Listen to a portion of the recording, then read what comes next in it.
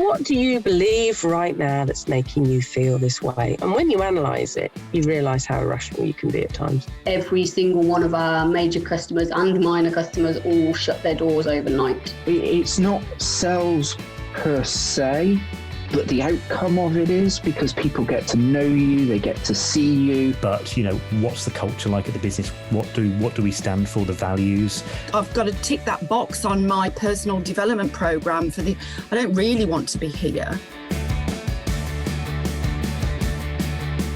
Scaling up a business isn't easy. If it were, we wouldn't have less than 4% of businesses scaling beyond 10 employees or around £1 million turnover level, and less than 1% beyond 50 employees. But the contribution that we make as owner-managers to our economies is immense and should never be underestimated, yet it can be a tough gig for all of us at times, and only other business owners truly understand the challenges that we face. And through ScaleUp Radio, we aim to help make things a little easier. We interview guests who have been where you are now and may have faced some of the challenges that you are facing. And they offer their thoughts and advice on what has worked for them, as well as what didn't. And we've also combined many of the lessons from these interviews, and also through working with hundreds of owner managers over the last 10 years or so, into a practical scale-up handbook that we've called the Entrepreneurial Scale-Up System, or ESUS. And it's for owner managers like you and me as we navigate our own scale-up journey. And you can order a copy through your favourite online book retailer, or by going to all the W's, esusgroup.co.uk, www.esusgroup.co.uk.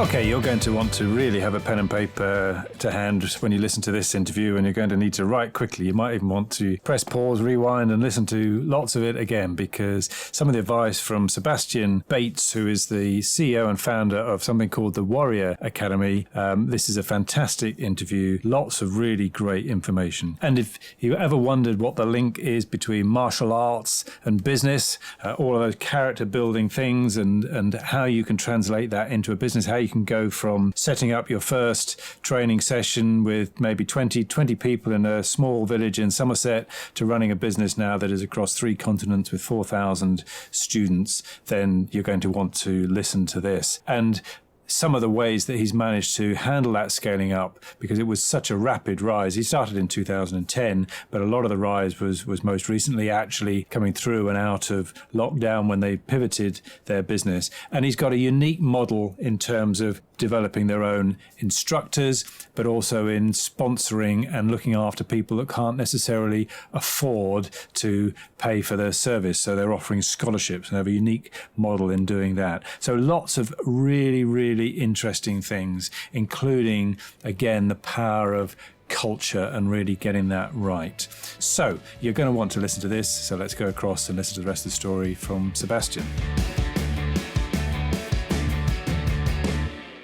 Welcome to another episode of ScaleUp Radio. So I'm here with Sebastian Bates, who is the CEO and founder of the Warrior Academy. So Sebastian, welcome to ScaleUp Radio. Thank you so much for having me, Kevin. Great to be here. Fantastic. So the Warrior Academy, what's that all about? So the Warrior Academy is a martial arts organization that specializes in character development. So essentially we work with young people all around the world. We've got about 4,000 students we teach every single week across 3 continents. And our goal is to develop a black belt character. So specifically developing their 3 C's, confidence, conduct, and concentration. We use martial arts as a vehicle to do that because it's such an incredible tool to develop a child's character. So confidence, conduct, and concentration. I should have been concentrating a bit harder there, shouldn't I? So no, very good. So sounds like some fantastic success already. So across three continents, 4,000 students. And how long did you say you've been doing it? 13 years. So started in 2010 in a small village in Somerset. Was the first children's Warrior Academy club. We actually launched it in a school in a village called Road. There's 100 kids in the school. We had 20 sign up.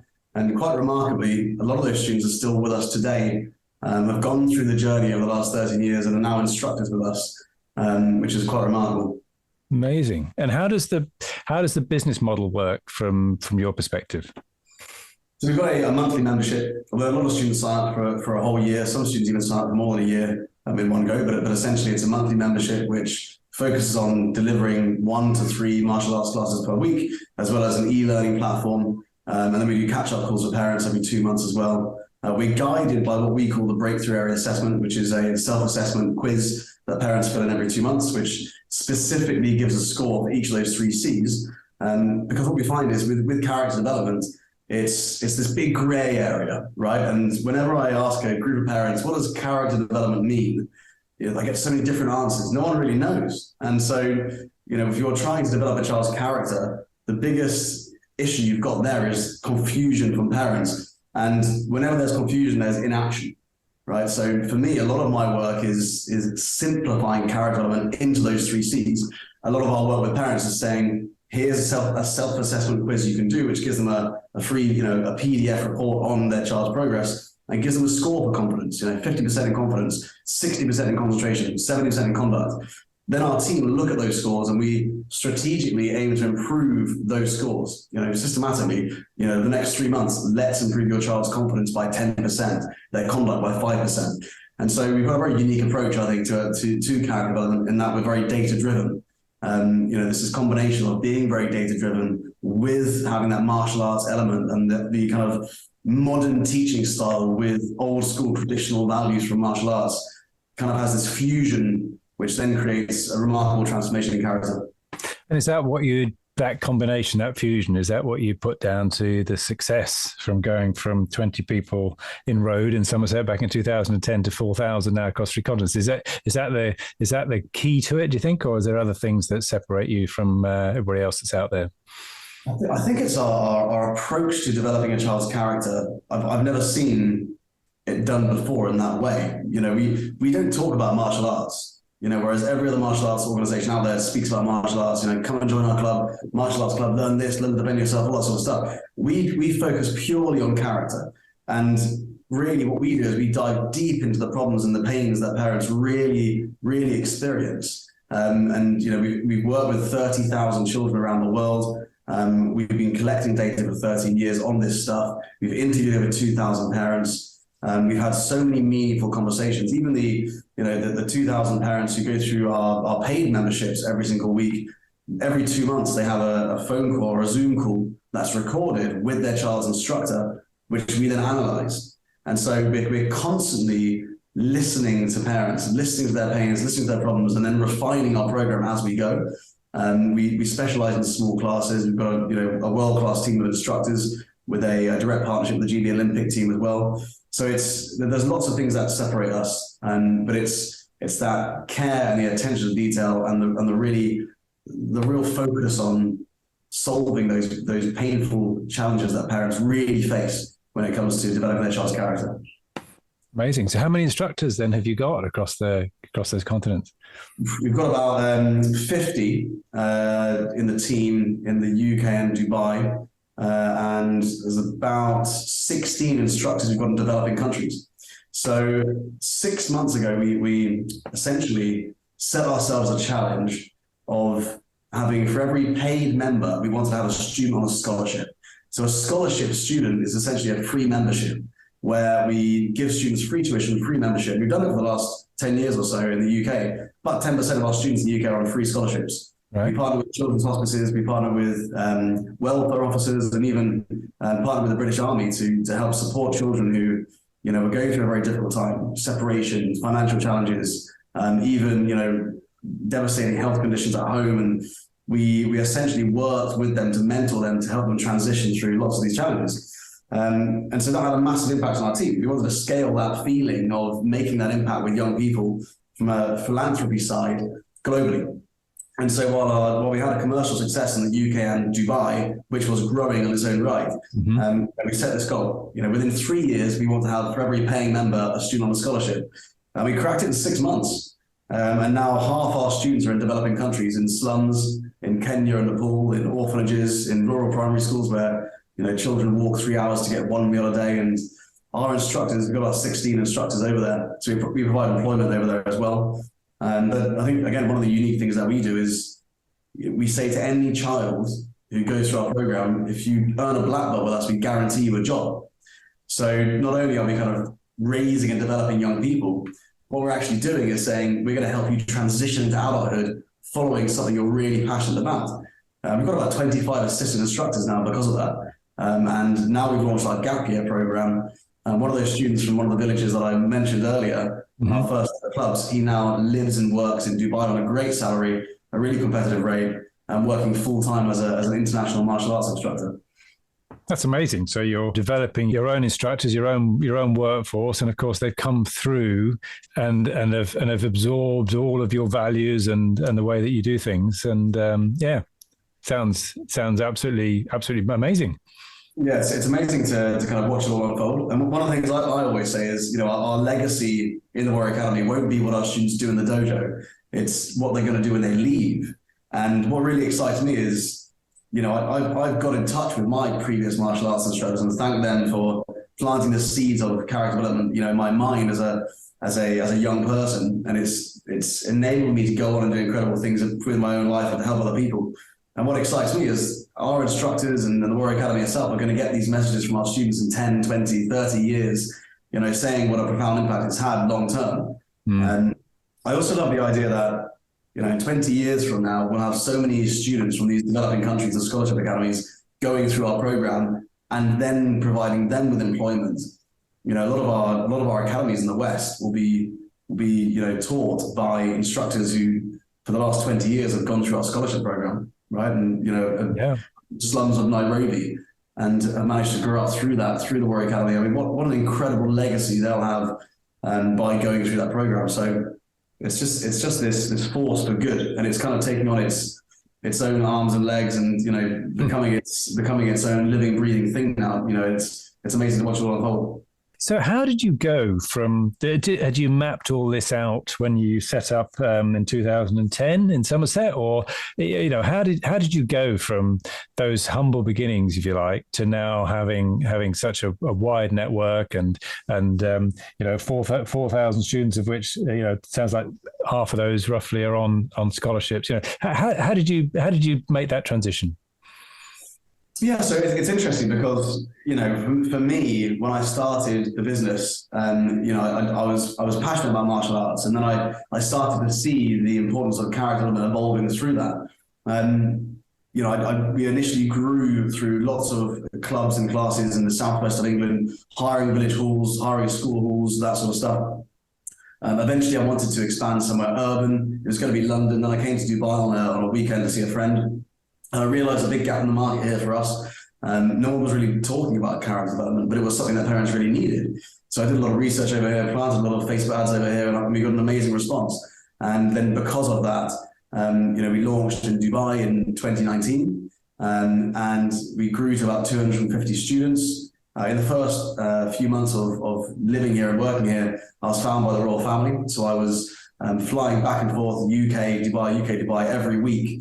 Where I was teaching the royal family in their home in the UK and London, the UAE royal family and the Jordanian royal family. So I had this incredible, lifestyle, traveling the world, teaching these incredible families, while the Warrior Academy was growing with my wife's help, who was teaching full time in Dubai, and then COVID hit. Yeah, we had 250 students.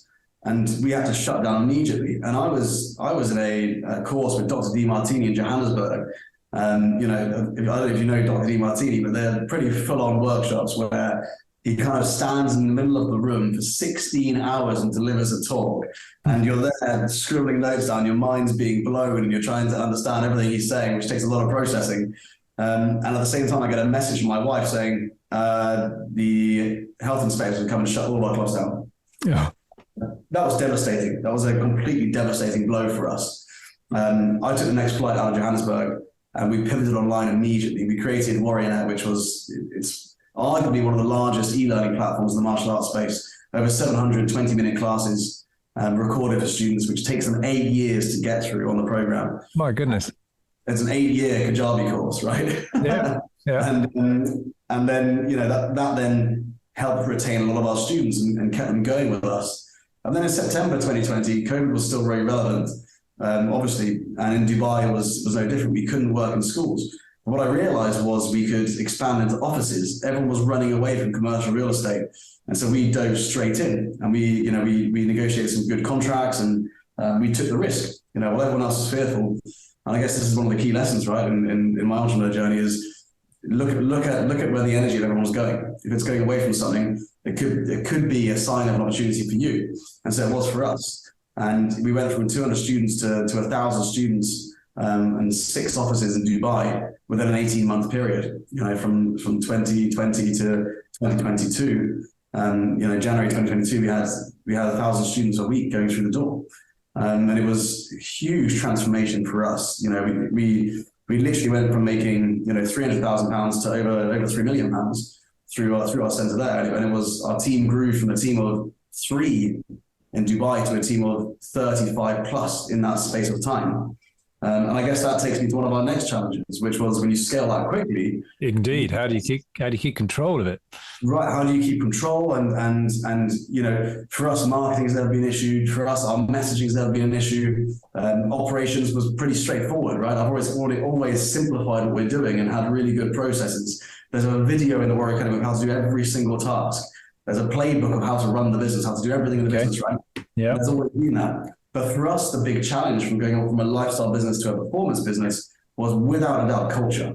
And, one of the things we struggled with was, when we grow that quickly, we go from a family business, which really feels like a family business. I grew up in a village. It was like walking into the post office and you knew everyone there and, you knew everyone by name, and it was this kind of family feeling. How do we retain that as we've got 30, 40 staff in the office and thousands of people visiting every week? Mm-hmm. And that was a real challenge for us because your culture's at risk of being watered down when you grow quickly, right? Yep. And so we really worked hard on doing that. And it meant refining who we took on and changing some of our team around, keeping those who are really aligned to our values and being very, very strict on the interview process, having a very good testing process and looking deeply into referrals and references and having an elongated probation period and having lots of steps on the way. And then diving into our values. And we dove into our values as a team, and they really came out as the 3 core values of the Warrior Academy: team first, think big, and take risks. And what I wanted to do, 2022, is bring the whole team together from around the world for this one in-person physical event, which is what we did. And we called it the annual retreat initially.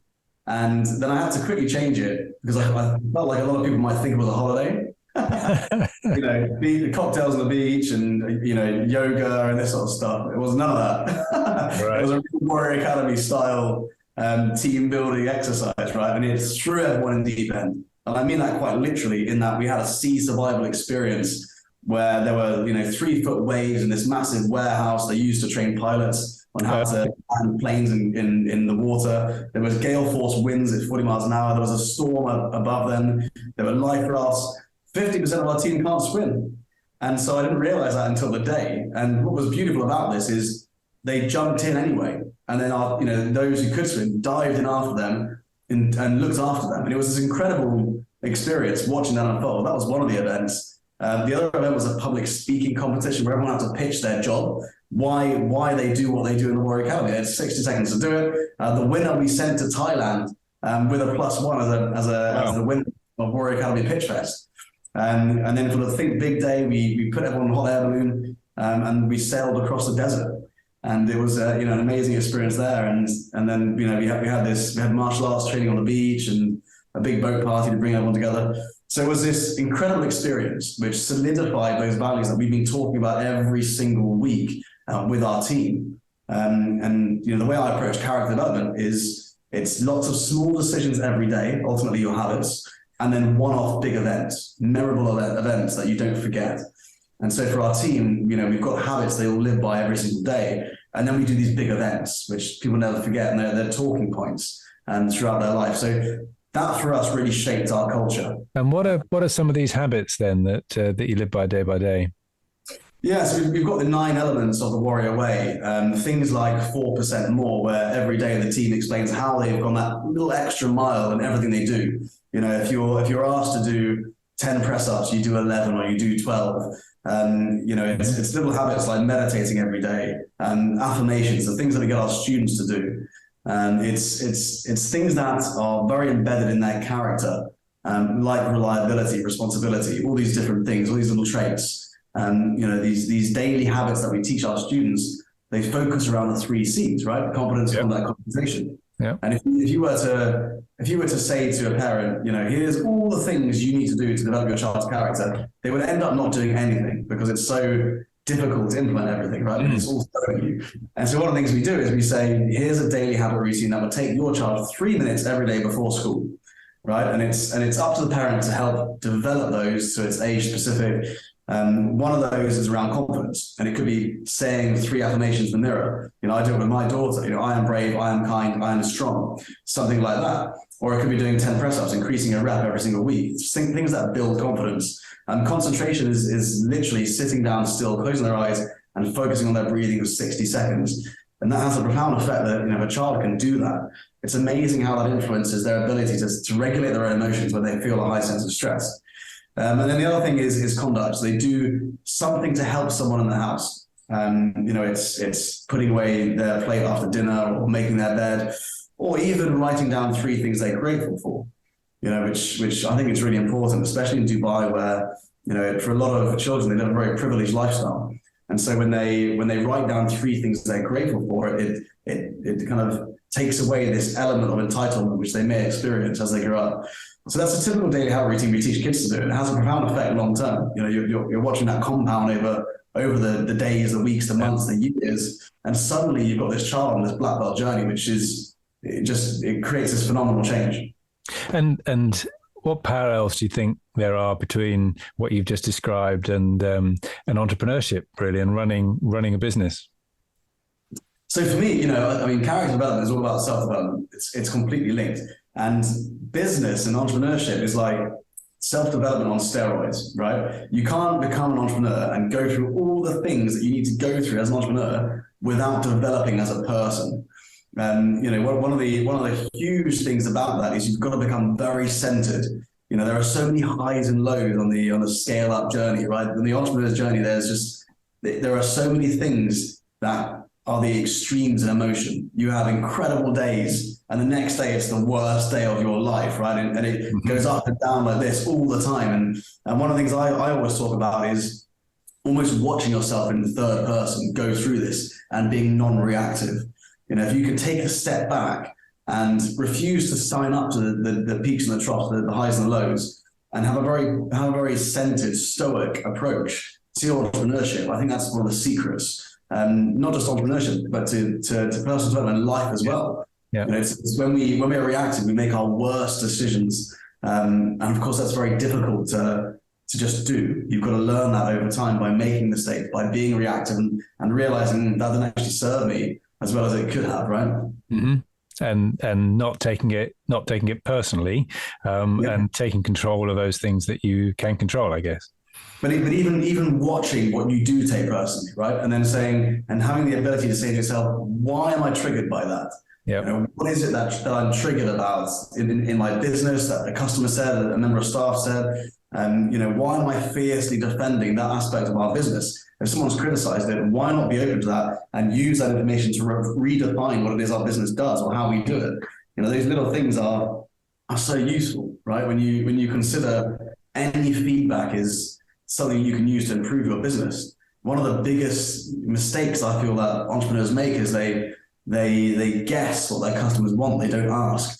A lot of the time we're terrified of what our customers are going to say in case they criticize us, right? We think that if we pick up the phone and ask our customers to give us feedback, they're gonna give us such harsh feedback, which is going to be heartbreaking to hear.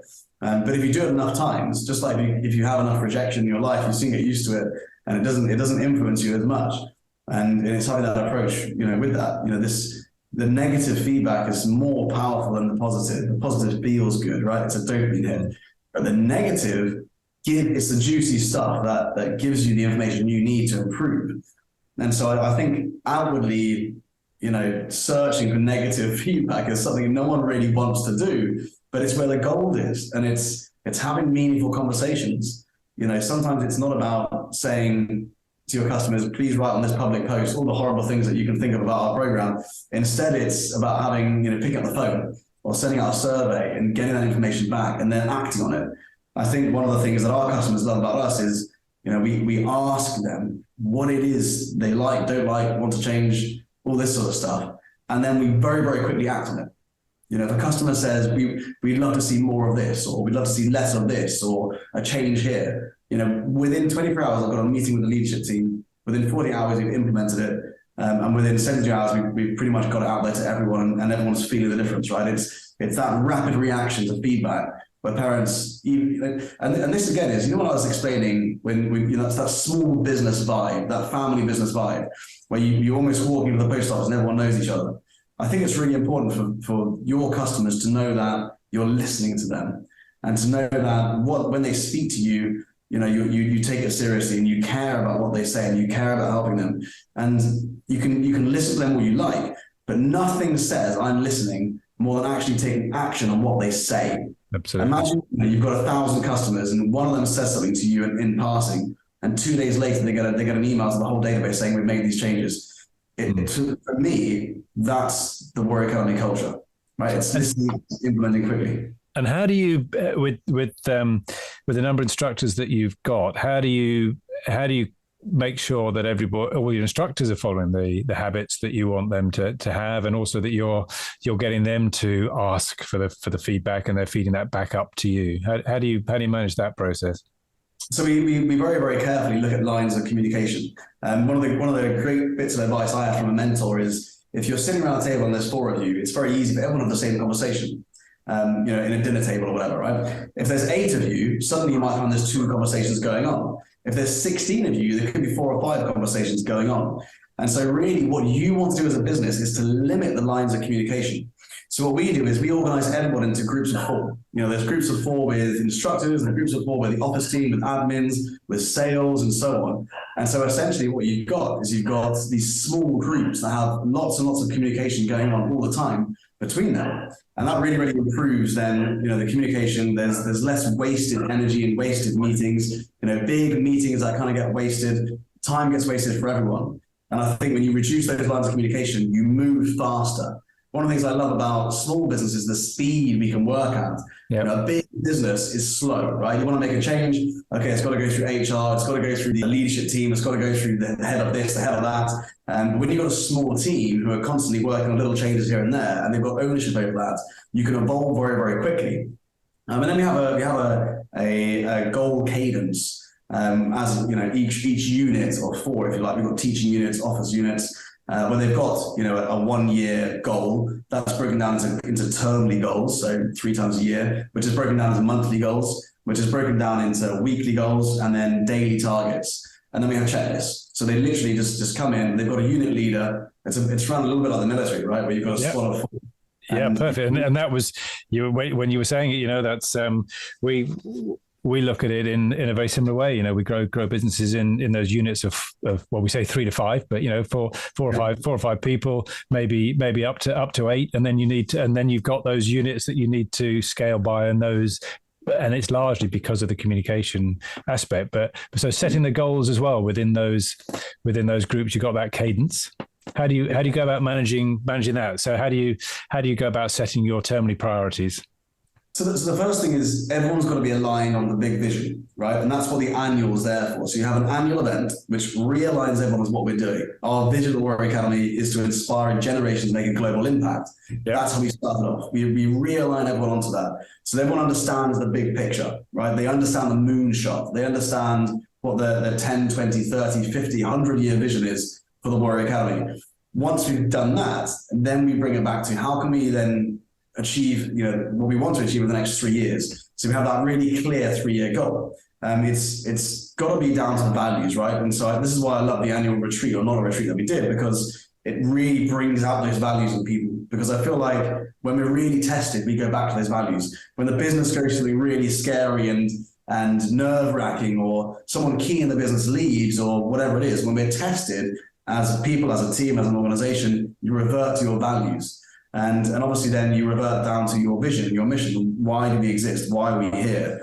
And so we've had a very, very bumpy ride with staff, we've had a bumpy ride with our culture, we've had a bumpy ride with COVID, with rapid expansion, the challenges that brings. It's not always good, it's challenging as well. And so we've always reverted back to our values, we reverted back to why we exist and our purpose. And I think the realignment piece is super important. Because it's the core of everything. And then from that, it's empowering people to look after their units of 4. The way I see it is if they're following the daily checklist, then the weekly stuff gets done, the monthly stuff gets done, the termly stuff gets done, the yearly stuff gets done, and you hit your 3-year targets. You hit your 3-year targets, you hit your 10-year moonshot, and it's as simple as that. Absolutely. Do you have oversight of that? Do you have a platform, a system that everybody feeds that into, or is it done in another way? Yeah, so we use Monday.com pretty much to project manage most of what we do. Yep. And so you've essentially got a leadership team, and the leadership team is split into 3 people, excluding me. So you've got head of operations, yep, head of growth, which is organic growth, and then you've got head of character development. So head of operations oversees pretty much everything, the operations side of what we're doing. Head of growth is helping us to expand with our 8-city expansion plan, which is over the next 3 years to expand across 8 cities in the Gulf. They also look into partnerships, and they help me with booking meetings for acquisitions and mergers, which is more what I'm doing, which is not organic, it's separate, right? And then you've got head of character development, which essentially is our head instructor. And so they look after all of the instructors. Underneath them, you've got the unit leaders. So the unit leaders essentially look after a team of 4 of whatever it is they've got, instructors or sales or admin or whatever it is. Brilliant. And that's in those units of 4, as you say, like the then they're empowered to look after each of those teams and their set goals, and there's rewards for that and so on. And so for me as a business owner, I focus primarily on the leadership team, and so I work with them and if they're happy, then I know the whole team is happy. And so I really try to spend a lot of time and look after them as much as I can. That's where I pour most of my effort. And then I typically come into the business and make sure that I speak to every member of staff every 3 or 4 months. Brilliant. So what are some of the things that you say you've got right along your journey? Sounds like you've got a lot right. What are some of the key things you'd pick out? First of all, innovation and speed. I think that we innovate very, very quickly. We are not afraid to take risks. We'll take a beta product out there or service and test it, and then very, very quickly respond, modify it, and perfect it as we go. And I think that's really benefited us. And we saw that in COVID, where we were very, very quick to create products and services that work for parents. As everything changed every week, the rules would change slightly. We would quickly counter with a new way of working. So that's a key indicator there. We're very performance driven as well. And I think that's deep in our culture as a martial arts organization. We are high performance, and it's ingrained in our culture. And I think 50% of our team are martial artists. And now even our office team, we make it compulsory for them to train in martial arts. Mm-hmm. So we've got all of our admins and sales and office staff who every single week they train. A lot of them are a year and a half into their training now. They're yellow belts, they're green belts. They are within sort of 6-7 years. These guys will be black belts as well. And so it's incredible that the whole team are on this black belt journey. So I'd say full immersion into martial arts and making that a core part of our culture and ethos is massive as well. I think that we've the time and effort and energy we've spent on developing our culture has really paid off. Our team are so aligned with our big vision, and that's very visible when you walk in. One of the really amazing stories I've got is a parent once came into our dojo, and we train up all of our team to be able to walk anyone through the welcome brochure. And the welcome brochure it tells us the story of the Warrior Academy, what their child can experience, how to sign up, all this sort of stuff. And we've got a cafe in our dojo where we give parents free coffees and teas and lattes and cappuccinos. We really look after our parents. And our team, our chief happiness officers, who normally look after the parents to talk about membership and they're brand new on a trial, were all busy. And so there's this parent sitting on their own during a peak hour, and our dojo host, who's basically our barista, went over to the parent and sat down with them and guided them through the whole program, the whole brochure. And then they finished by turning to the parent and looking at them dead in the eyes and explaining to them what the vision and the mission of the Warwick Academy was. We exist to inspire generations, make a global impact. And, we got an email back from the parents saying, I couldn't believe that they had completely memorized the vision and the mission. It was just a part of who they were. Yeah. I think that's a really beautiful aspect to have in your business, right? Where the whole team is on the same mission as you. Absolutely brilliant. And they can articulate it perfectly. Yeah. No, I think that's superb. So what sort of things maybe do you feel you didn't quite get right, that given, if you were given the chance to do it again, you might have done differently? I think when you're growing very quickly, it's tempting to grow the team quickly. And then often if you haven't done that and you haven't got that much experience with recruitment, you miss some of the vital steps, right? And so for us, we were missing steps like getting good references. We could have spent more time interviewing, getting good references, turning people down rather than taking people on that later we had to let go because they weren't the right character, or they didn't have the right values, or they didn't have the right work ethic to be with us. And so I think for me personally, it's, we've transformed how we onboard people now. And we really make sure we bring the right people on, because it's a lot easier to hire, right from the start than it is to let people go. Yeah. Oh, very good. And you mentioned that finding customers has not been tricky for you. What's been your secret that way? What's your secret sauce for finding lots of great new customers? So I think without a doubt, video content is so powerful. One of the things I always say is, a picture is worth 1,000 words, right? But a video is worth 1,000 pictures. And so if you really want to build, know, like, and trust with people, you need to focus on video content. In actual fact, I focus on this so much. I've now built a separate business called Shield, which has a video product service called Ubiquitous, to be everywhere at once. Okay. And the whole concept of that is to help entrepreneurs and small business owners find their voice, have the courage to get on face-to-cam videos and talk about what they do, and build trust and familiarity and awareness with their customers to really share their story. And so I think that's a huge part of it. And I think even more so now, it's storytelling through video. So, we story tell in our classes. Every single class, we tell our students a different story. Every week in the Warwick Academy, there's a different story we tell our students, because people learn and engage with stories so well. There's something really prehistoric about, it's almost caveman inside us, which loves to sit down around a fire and hear a story, right? And I think as the founder, it's my job to tell the origin story as much as I can, to tell the story of how martial arts influenced my life, how martial arts helped me through the struggles, the stories of how it helped me overcome adversity, the stories of how I've seen it help and change and transform lives around the world, the stories of how I've worked in the slums in Kenya and the orphanages and the homeless shelters in Nepal. And I think when you tell the stories, you build a following.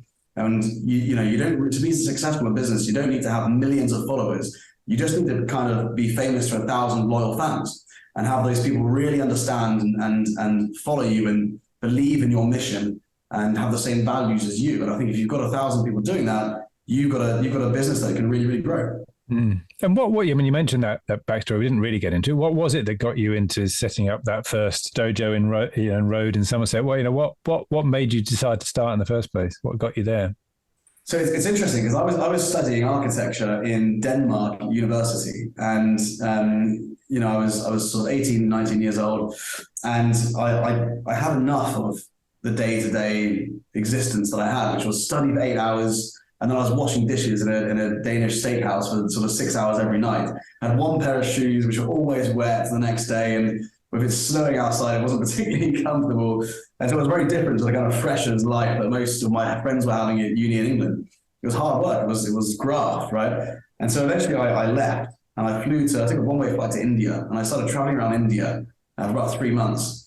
And I had no money. So I was traveling around India and Southeast Asia and basically creating work where I went. I'd do a few days in a hotel where I'd bring tourists in, pack out the hotel and then stay for free. I was working in Thai boxing rings while I was fighting to get accommodation, food, and that sort of stuff. I was doing all sorts of random jobs to try and generate money. And I realized how you can be creative to create income, even if you don't have a job. Right. So that was my first taste of entrepreneurship. I went back to the UK. I wanted to do something physical, so I became a personal trainer. My first gig as a personal trainer was Thai boxing. I took over a Thai boxing club in Bath and a pretty rundown, inner city type gym, where a lot of the students I had were young men aged sort of 16 to 19. And a lot of them came from disadvantaged backgrounds, a lot of issues with drugs, alcohol, substance abuse, domestic violence, this sort of stuff. They were in unhealthy relationships. They would sleep on the streets sometimes, then come in with a black eye where they've been fighting. And so I had my work cut out for me. This club was testosterone filled. They wanted to go there to let off steam. And, within the first few months, what I realized was these young men who were coming in to let off steam started, where they were kicking their shoes off, they started to come in, put their shoes neatly, bow when they entered the room, call each other sir and ma'am or miss. And it was a huge transformation, not of their martial arts technique, but of their character. And over a period of 12 months, I noticed that they were completely different people. And because of that, we created something like 12 to 15 national champions from that group. And then I realized to myself, what if I could have worked with these guys at a younger age, right? What if I could have found them when they were 4 or 5 or 6 or 9, and I planted the seeds of character development at a younger age, it would have compounded over time and transformed the direction they were going on. And so for me, it was, I really wanted to work with them at a much younger age. And so I started that club in Road with all the in the primary school with young students. And that's how it all evolved, right? The first club was an inner city Thai boxing club. Brilliant. And what was your background in martial arts then before doing that? So as a youngster at Taekwondo, I really feel like Taekwondo is an incredible martial art for young people to do because it's very regimented. You wear a uniform. The uniform has to look perfect. You tie your belt up in a certain way. It comes from the Korean army, right? You stand in lines and it's very, very, very disciplined. One of the most disciplined styles out there. It's very traditional. You live by the 5 tenets of Taekwondo. You have a certain moral code and a way of living, and the respect is such a big part of it. So I did that, for the first kind of 15 years in martial arts, and then about 7-8 years into it, I started cross training in boxing. I got into full contact kickboxing and boxing, and then I got into Thai boxing. And Thai boxing for me it's one of the most brutal stand-up arts because you're using elbows and knees. Most fights end in a knockout. And I became a professional Thai boxer in Thailand where I was fighting out there. And I had this incredible lifestyle of, working and teaching Taekwondo in the UK and then fighting and training in Thailand for 2 or 3 months every year. So I probably spent about 1.5 years training and fighting in Thai boxing camps out there. Then at one stage I was an extreme sports athlete where essentially I was a base jumper. I had about 500 base jumps and skydives around the world. I had a pretty devastating accident where I broke everything from the waist down, both legs, both feet, both ankles. I was told I could never walk again. And so I actually used martial arts to rehab me out of that. I used Brazilian Jiu-Jitsu to help me learn how to walk again. I couldn't stand up and throw kicks anymore, but I could be on the ground and I could do a lot of groundwork and grappling. And so that's what I did. And so I managed to find a pursuit for that kind of competitive nature I've got. And I did it through martial arts. And so there was a lot of Brazilian Jiu-Jitsu, a lot of stretching, a lot of yoga involved, but I wasn't on my feet. And then gradually I used martial arts to kind of rehab to the point where I could walk again. Yep. It took me 2 years to walk then without crutches. And I was teaching martial arts on crutches every single day. Hold the door open for me. And this kind of attests to the Warrior Academy community, right? They didn't quit when they saw their instructor there on crutches, and they stayed with me for 2 years while that was happening. Yeah. And so, martial arts helped me through so many different things in my life, including, a near-death experience of learning to walk again. And then, through that, I carried on. So, I competed nationally in lots of Brazilian Jiu-Jitsu competitions around the UK. And so I studied about 6 different styles over the last kind of 28 years or so. And is through the Warrior Academy, when you talk about martial arts, is it a combination of lots of different kind of martial arts? Is that how you do it? Exactly. So really our goal with the Warrior Academy is to develop character. And when it comes to martial arts side of what we're doing, my goal is to develop versatile martial artists. So we've got a freestyle Taekwondo syllabus, which is very, very structured because we think that benefits young people so much. If you look at our program, it's the ITF Taekwondo syllabus, the same belts, the same techniques, but then we add in other elements like Brazilian Jiu-Jitsu, like Muay Thai, which gives students this very realistic self-defense approach. So by the time they go through our course, they can compete in Thai boxing, kickboxing, Western boxing, Jiu-Jitsu, Taekwondo, kickboxing, whatever it is they want to do, they can then double down on and pursue that. And so we give them this foundation, this general knowledge of martial arts, which makes them very, very versatile. And if you had to boil it down to one thing, that why is martial arts so good for our personal development? What is it about martial arts that translates to all those things that you've talked about today?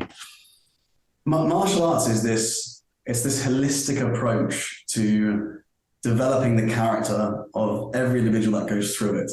It's got a moral code.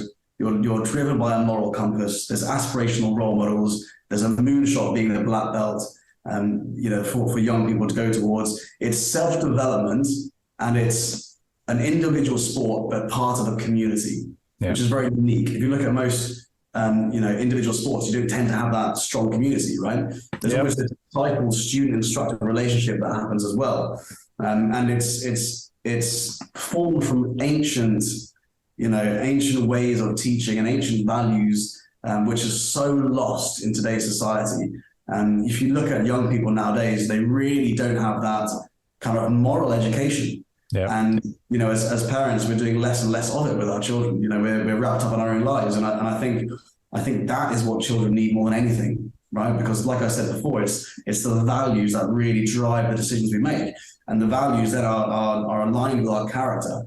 And there are so many mistakes people make, which are down to character flaws, which they could have developed over time. And I think that's the beauty of martial arts, right? It's personal development. It's this holistic nature of developing the whole person. Phenomenal. I think I'd love to chat to you for hours and hours. I know you're a busy person, haven't got hours and hours to do that. So probably need to just bring it to close. But it's been fantastic. Maybe one or two questions before we finish. You've given a part of the answer already, I think. If we're sat here in 5 years' time, what does success look like for you? Success for me in 5 years' time would be a Warrior Academy community on every continent. 90% of our students coming from developing countries. Within 5 to 10 years, I'd like to see us working with over 50,000 students a week. I'd love to see the majority of our instructors have come from the students that we teach around the world, including the scholarship academies with orphanages, the students in the slums and the rural primary schools, and to see that come to fruition. For me personally, I'd love to take my kids to some of the scholarship academies and have them, see what we've done as a family to impact the world for good, and for them to help me continue that legacy, which is why I created the Bates Foundation to run all the scholarship academies through. Fantastic. And what might get in the way of that happening? What's your biggest challenge, do you think, to achieve that? What might get in the way of that happening? There are so many things that would be challenges on the way. I think, there's if you're excluding things outside of my control, like another COVID outbreak or any sort of, global crisis, then I think the challenges are typically to do with human beings. I think anyone who's got a decent sized business with more than 5 employees will understand human beings, you can, with the best laid plans you've got, suddenly become a bit more complicated when human beings get let loose on them. And I think, it's managing people, managing expectations, and looking after your team, and making sure everyone's inspired on the same mission, which is what we work overtime to do. Brilliant. Sebastian, I've thoroughly enjoyed talking with you today. I've struggled to keep pace, making notes with all of the great things that you've been talking about. So amazing business that you've built and are building. So thank you very much for sharing some of those experiences with us on ScaleUp Radio. Wish you all the best. Thank you. Thank you so much for having me. And if people would like to get hold of you or know more about the Warrior Academy, what's the best way for them to do that? Sure. So if you want to get hold of me for anything, including booking a speaking event or a podcast, or even just a question, then you can email sebastianbates.com. And my EA, Sarah, will be able to help with that. Otherwise, you can go to sebastianbates.com, have a look at the website there, or add me on Instagram, seb.bates, or LinkedIn, Sebastian Bates. Brilliant. Well, we'll put those in the show notes. Sebastian, thank you very much indeed for being my guest on ScaleUp Radio. Thank you so much, Kevin.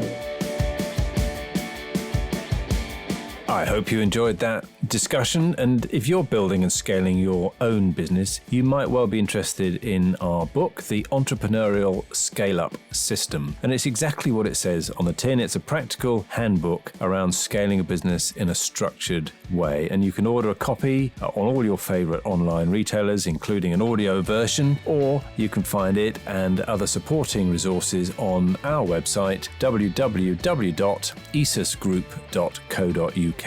That's esusgroup.co.uk, which is esusgroup.co.uk.